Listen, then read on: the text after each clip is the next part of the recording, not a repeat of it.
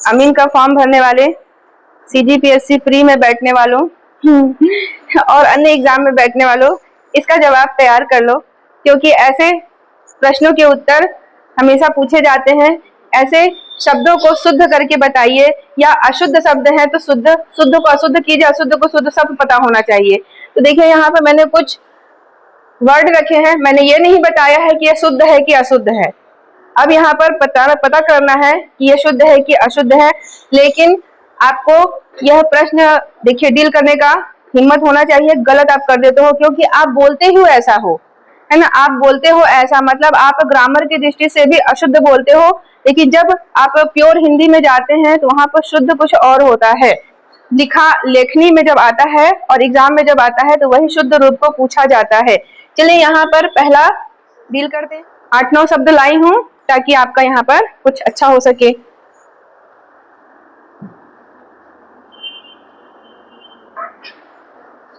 देखिए यहाँ पर क्या लिखा है, अंत्यक्षरी। इसे क्या करना है, इसे क्या करना है, शुद्ध शब्द करना है। मैंने तो बताया ही नहीं है कि अशुद्ध है कि शुद्ध है, अशुद्ध है। चलिए यहाँ पर क्लियर कर देते हैं कि ये सारे शब्द अब अशुद्ध हैं।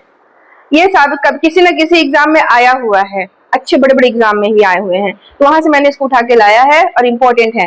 तो चलिए इसको लगाते हैं कि अंत्यक्षरी क्या शुद्ध है या अशुद्ध है। ये तो पूरी तरह से अशुद्ध है। अब इसको शुद्ध रूप लिखना है। मैंने इसीलिए कहा था कि आपको संधि विच्छेद को भी शुद्ध करके हाथों से लिखना है। याद मत करना, हाथों से लिख कर देखना, क्योंकि जो वर्ड आप अलग करते हो वहां पर, या वर्ड जो आप लिखते हो वो लिखने में ही सही होनी चाहिए।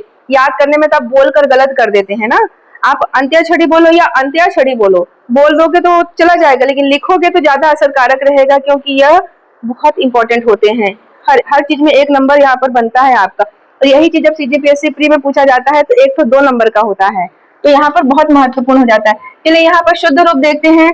आधा न, आधा त, या छरी लिखा हुआ है, यह तो अशुद्ध है। जब इसका शुद्ध रूप देखा जाएगा,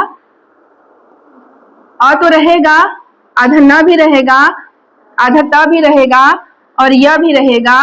यहाँ तक तो ठीक है, यहाँ तक तो ठीक है, पर जब इसे शुद्ध रूप में बोला जाता है तो अंत्याक्षरी नहीं बोला जाता, अंत्याक्षरी बोला जाता, अंत्याक्षरी।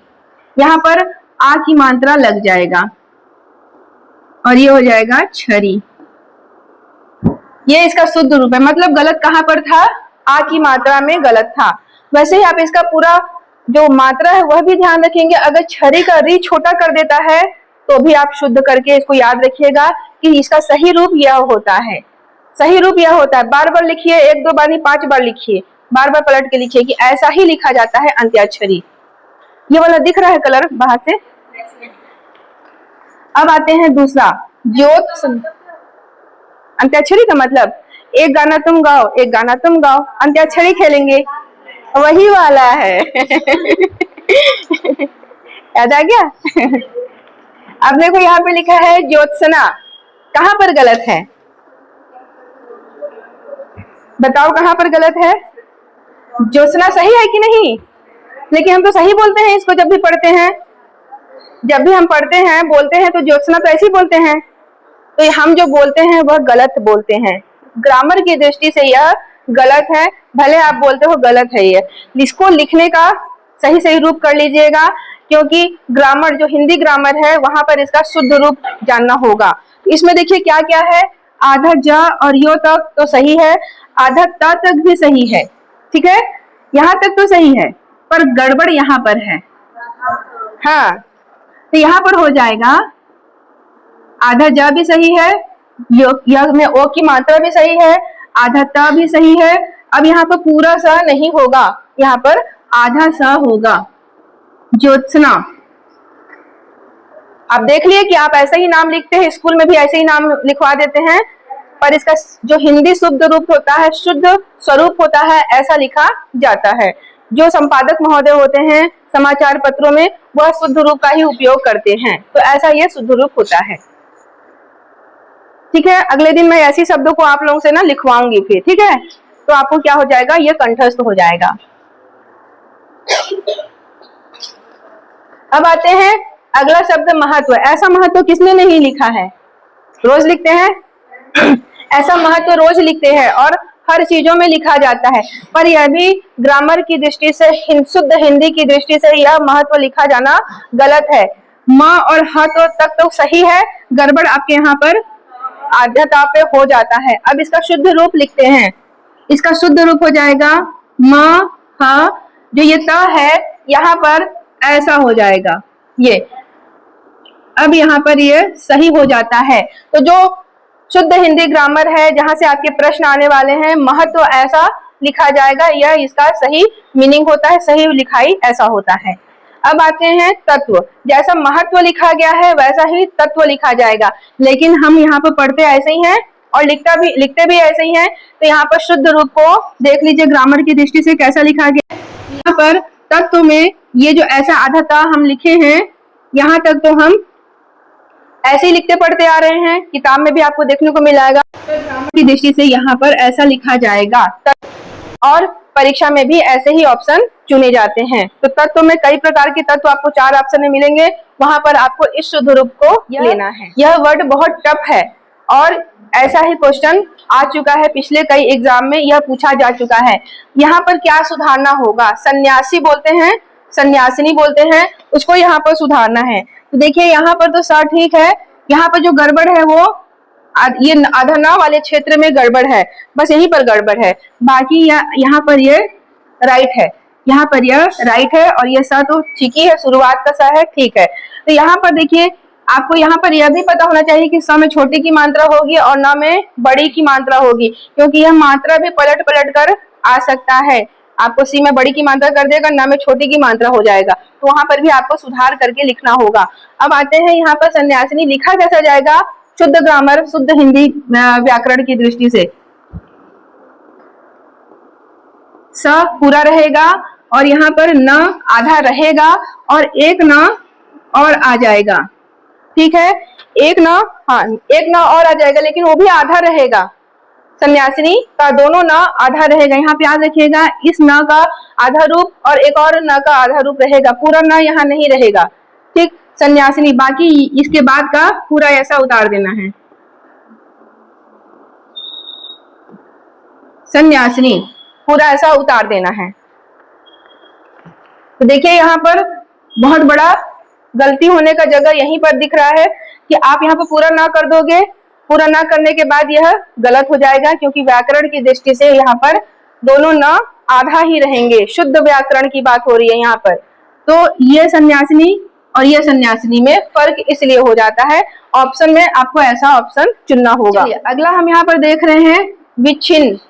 विच्छिन्न एक तो बोलने में भी कठिन है, और देखिए आप जब भी ऐसे शब्दों को बोलिएगा तो क्या करिएगा, पेट में दम लगाकर बोलिएगा, ताकि आपका उच्चारण सही हो जाए। आपने देखा है हिंदी व्याकरण में घर्षण वाले शब्द है ना, घर्षण वाले शब्द, घोष शब्द, अघोष शब्द कहाँ है? कंठों में जो घर्षण उत्पन्न करे, पेटों पर जो, उदर में जो दबाव डाले, वैसे वैसे शब्द होते हैं यहाँ पर। तो ये सब आपको पढ़ना पड़ेगा हिंदी व्याकरण में कि घोष शब्द कौन कौन से होते हैं, अघोष शब्द कौन कौन से होते हैं, कंठ में बोले जाने वाले शब्द कौन से, नासिका से बोले जाने वाले शब्द कौन से हैं, मुंह से बोले जाने वाले शब्द कौन से हैं, अली जिह्वा में बोले जाने वाले शब्द कौन कौन से हैं, सब पता होना है आपको। तो यहाँ पर विच्छिन्न बोला गया है तो पेट पर बल लगा के बोलिएगा।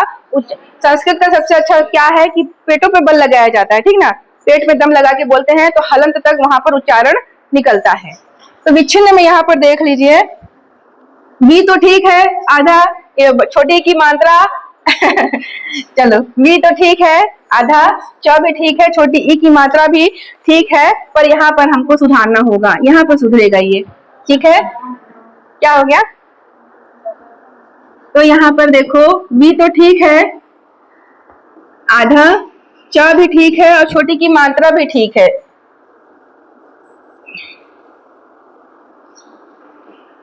छोटी की मात्रा भी ठीक है, आधा च भी ठीक है और छ भी ठीक है। यहाँ पर हो जाएगा डबल ना हो जाएगा, ऐसे करके और ऐसे करके, यहाँ पर दो ना हो जाएंगे। तो इसका सीधा सीधा उच्चारण क्या हो जाएगा? विच्छिन्न। विच्छिन्न आप ऐसे ही बोलना, पेट पे फूलना और पचकना होना चाहिए, विच्छिन्न, तब जाके आप इसको सही सही लिख पाओगे अपने एग्जाम में। बोलना भी सही है, पेट में दम भी लगाना है, कंठ से आवाज भी सही सही निकलनी चाहिए, तब जाके व्याकरण सुधरेगा। विच्छिन्न, हाँ हाँ। अब आते हैं प्रज्वलित। प्रज्वलित, दीप प्रज्वलित किया जाता है नवरात्रि में, माता के हर स्थान पर दीप का प्रज्वलन किया जाता है, दीप प्रज्वलित की जाती है। अब यहाँ पर देखिए ये सब सही लग रहा है, तो यहाँ भी मिस्टेक है शुद्ध ग्रामर की दृष्टि से। यहाँ पर भी देखिए, यहाँ पर जो प्रज्वलित में जो लिखा गया वर्ड है, यहाँ पर गलती कहाँ पर खोजना है और शुद्ध हमको बनाना है। प्र भी सही है, यहाँ पर गलतियां हैं, और ये वलित भी सही है, लित भी, यहाँ तीनों वर्ड सही है। अब देखिए यहाँ पर आपको याद रखना है कि ली में छोटी की मात्रा हमेशा रहेगा, उसको बड़ी की मात्रा कभी नहीं करना है। तो यहाँ पर सही हो जाएगा, प्र तो ठीक है, आधा ज यहाँ पर हो जाएगा, और वलित ये यहाँ पर देखिए आपको क्या सुधारना है। यहाँ पर एक तो भ सही है, त आधा त भी सही है, और ये यहाँ पर जो है यहाँ पर गलती लग रहा है। देखिए यहाँ पर ये र की मात्रा में गलती है और आधा स में भी गलती है। यहाँ पर करना क्या है, यहाँ पर तो इन वर्ड में पूरा गलती है। यहाँ पर तो भर्सना जो बोल रहे हैं यहीं पर गलती है। भ के बाद हम र का फीलिंग कर रहे हैं, बोल रहे हैं, तो भर्सना बोल रहे हैं ना, भ के जस्ट बाद तुरंत र का फीलिंग आ रहा है। यहाँ पर जो र ऊपर चला गया है इस स के साथ आ जा रहा है, तो इसलिए गलत हो जा रहा है। तो यहाँ पर सही करना है हमको।